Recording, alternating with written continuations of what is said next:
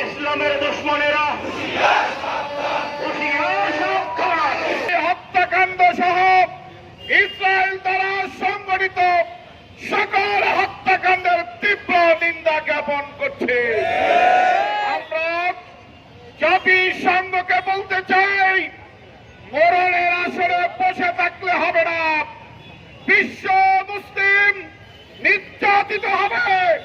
আপনারা চেয়ে চেয়ে দেখবেন, এটি আর বেশি দিন চলতে দেওয়া হবে না ইনশাআল্লাহ।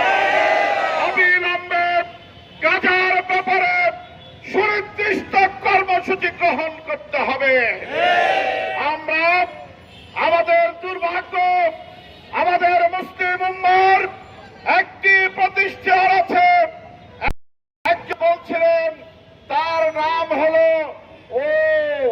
OIC, মানে আমি দেখতেছি, দেখতে দেখতে মুসলমানদের রক্তে ফুরাত লাল হয়েছে, যমুনা লাল হয়েছে, গঙ্গা লাল হয়েছে, আর কত রক্ত তোমরা দেখতে চাও?